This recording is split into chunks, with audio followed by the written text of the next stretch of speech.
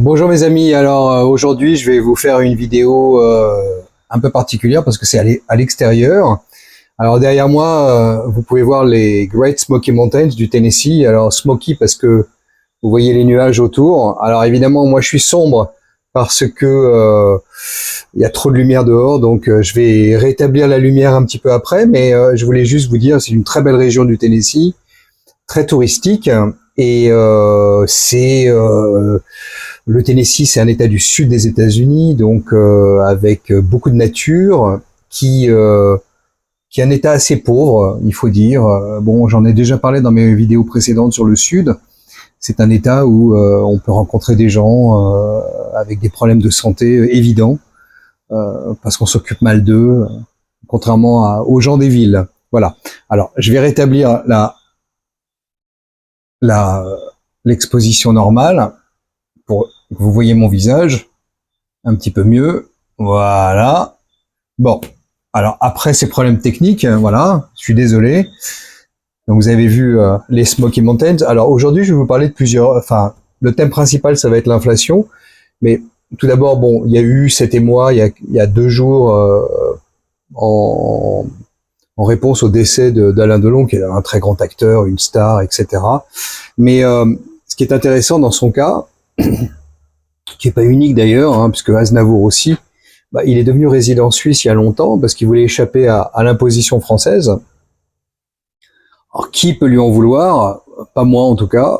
Et donc ce qui se passe, c'est que il y a eu une petite polémique dans le passé avec ses enfants qui estimaient que d'un côté il devait mourir en France, de l'autre côté il devait mourir en Suisse pour des raisons fiscales. Bon, mais bon, il est mort en France, donc ses enfants paieront 45% d'impôts au gouvernement français. Voilà. Très bonne aubaine après les 12 milliards dépensés pour les JO. Bravo. Alors je sais pas combien ils vont payer d'impôts, 45% de combien, je ne sais pas. C'est pas mon business, mais pour vous donner une idée de l'aubaine pour le gouvernement français. Bon, très bien. Alors je voulais vous dire aussi j'ai fait des courses il y a quelques jours et dans un dollar store. Alors c'est toujours intéressant d'aller dans les dollar stores parce qu'on rencontre des personnages assez intéressants. Et je voulais acheter des bouteilles d'eau et il y a un monsieur qui s'approche de moi et qui me dit, vous vous rendez compte, enfin il n'y a pas de vouvoiement en anglais, hein. Tu te rends compte, voilà une bouteille d'eau à 1,70 $. Alors une bouteille de 1 gallon, alors je l'ai pas emmené, j'ai oublié, mais 1 gallon ça fait à peu près environ 4 litres. Grosso modo, 4 litres d'eau pour 1,70 $. Mais dans un dollar store qui théoriquement devrait coûter 99 cents ou 1 $. Donc en fait, on a ici aux États-Unis une inflation réelle de 70%. C'est-à-dire que il y a quelques années, on a acheté un gallon 99 cents ou 1 $. Aujourd'hui, on le paye 1,70 $. Voilà. Donc ça, c'est concrètement ce que c'est que l'inflation. Donc ça, c'est une bonne introduction parce que je vais vous parler de l'inflation. C'est une très bonne transition. Alors, l'inflation, qu'est-ce que c'est? Alors, pour beaucoup de gens, l'inflation, c'est l'augmentation des prix. Mais seulement, l'augmentation des prix, ça n'est que la conséquence de l'inflation. Ça n'est pas la cause de l'inflation. Et ça n'est même pas la définition de l'inflation.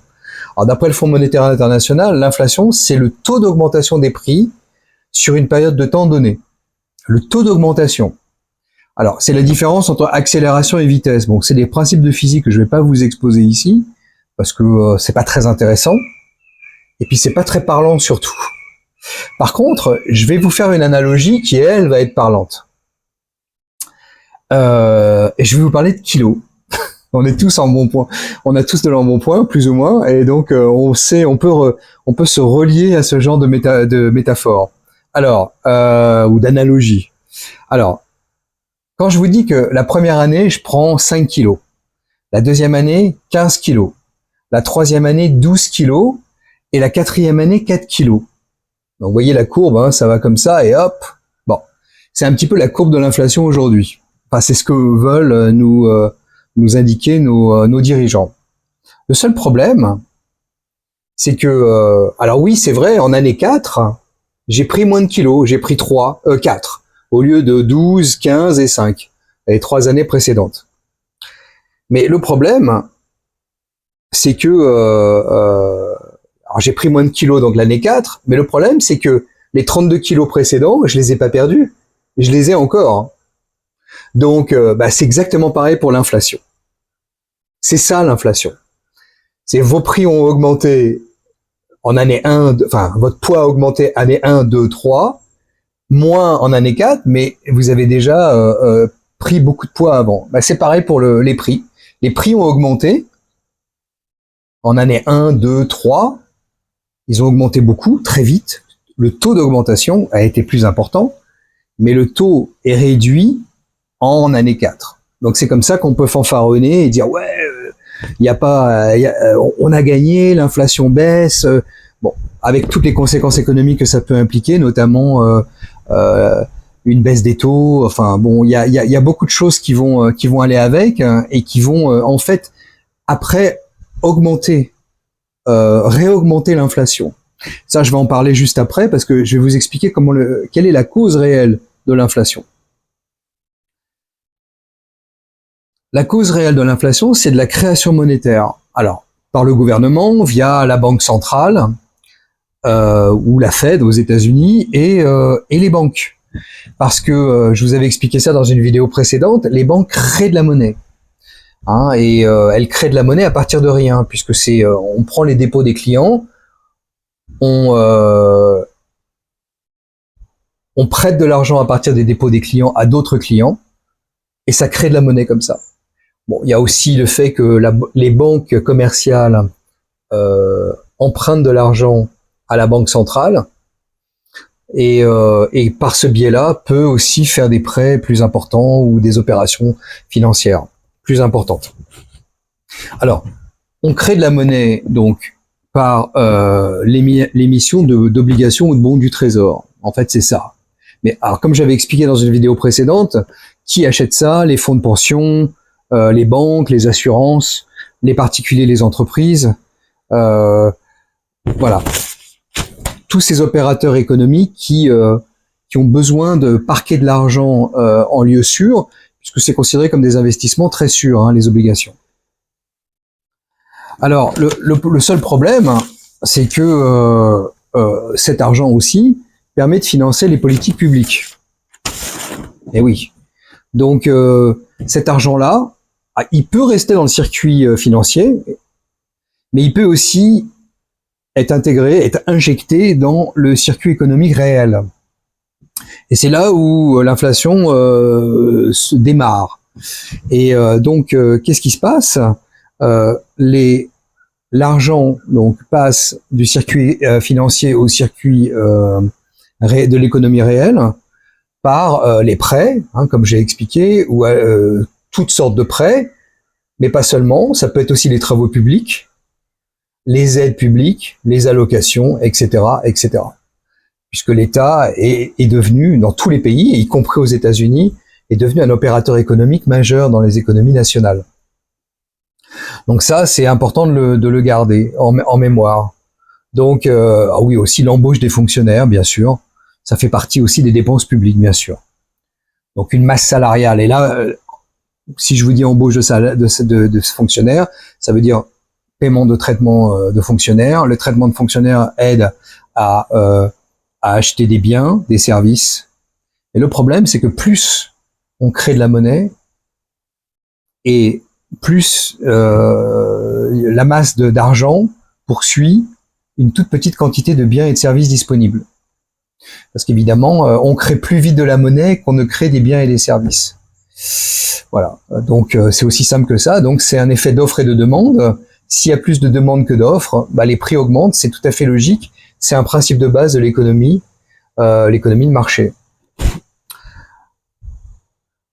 Alors, l'excellent Marc Toiti, qui est un économiste qui travaille toute l'année et qui fait des vidéos extraordinaires sur l'éducation économique. Je pense que beaucoup de gens en manquent, malheureusement. Pas par leur faute, mais parce que je pense que l'éducation nationale ou le gouvernement lui-même ne veut pas éduquer les citoyens sur ce plan-là, puisque ça les effraierait énormément. Mais Marc Toiti a révélé dans une vidéo de la semaine dernière que sans la dépense publique, en fait, la France est en récession depuis 2010. Voilà, si on retraite les dépenses publiques, on voit que il y a une diminution du PIB. Alors le PIB, qu'est-ce que c'est rapidement? C'est le produit intérieur brut, c'est-à-dire c'est une mesure. Alors je vais citer verbatim l'INSEE. C'est un indicateur de la mesure de la production économique à l'intérieur d'un pays. Voilà, donc c'est en fait toute la valeur ajoutée créée dans chaque chaîne, enfin dans tous les maillons de la chaîne de production de biens et de services. Voilà. Qu'est-ce qu'on ajoute à des matières premières ou voilà, ou à un service qu'on crée, voilà, une coupe de cheveux par exemple, voilà, il y a rien et puis il y a quelqu'un avec un talent, avec un métier qui va vous couper les cheveux et qui va vous prendre 15 euros, 20 euros, peu importe. Voilà, c'est ça la valeur ajoutée. Donc il aura créé à partir de zéro, pratiquement, hein, une valeur de 15 ou 20 euros qui sera répercutée dans les comptes de la nation, dans le PIB. Alors il a démontré aussi que la croissance du PIB, donc, ne peut être soutenue que par la dépense publique en France. Sinon, il y a une croissance négative, c'est-à-dire il y a une destruction de la valeur. Donc il y a moins de production et il y a moins de services. Voilà, c'est ça que ça veut dire. Alors, quand on vous dit que l'inflation baisse, qu'est-ce que ça veut dire? Ça veut dire que vous prenez moins de kilos. C'est-à-dire que les prix augmentent moins vite. Le taux d'augmentation des prix décélère. Mais ça ne veut pas dire que les prix baissent. Ah, c'est une autre chose. Et ceux qui vont au supermarché tous les jours ou qui achètent régulièrement les mêmes produits s'en sont rendus compte. Voilà. Donc, ne vous faites pas prendre par la propagande gouvernementale. C'est pas parce que l'inflation baisse que les prix baissent. Non, pas du tout. C'est le taux d'augmentation des prix qui baisse. Voilà. Alors, j'espère que j'étais assez clair. Mais je pense que c'était nécessaire de faire cette vidéo pour fixer dans l'esprit des gens qui m'écoutent le principe de l'inflation et surtout pas se faire avoir par tout ce battage médiatique autour de la baisse de l'inflation et surtout de garder un œil sur les politiques monétaires qui vont suivre parce que on aura vaincu entre guillemets l'inflation. Hein. On aura baissé l'inflation en dessous d'un seuil qui a été comment dire mis de façon comment on appelle ça subjective, hein, parce que 2% d'inflation, ça devrait être zéro. On ne devrait pas avoir d'augmentation de prix. On devrait avoir une quantité toujours plus importante de biens et de services produits et produites, la quantité produite, et donc avoir une compétition telle que les prix n'augmentent pas. Au contraire, ils peuvent s'ajuster, baisser un petit peu, augmenter. Comme à la pompe, voilà, les prix baissent et augmentent, mais c'est en fonction de l'offre et de la demande de pétrole. Et ben c'est pareil pour les prix de l'alimentation. On devrait avoir le même principe.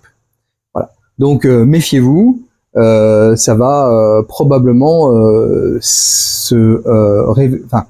les prix, l'inflation baisse pour le moment, mais ils vont reprendre une politique de croissance monétaire, c'est-à-dire de création monétaire qui va refaire repartir l'inflation pour les raisons que je vous ai indiquées plus tôt, à savoir création monétaire égale inflation. Parce que c'est ça l'inflation. Voilà, donc je vous laisse sur ces idées. Je vous souhaite de bonnes vacances si vous êtes encore en vacances. Et puis, je vous reparlerai prochainement pour une nouvelle vidéo. Merci et à bientôt mes amis.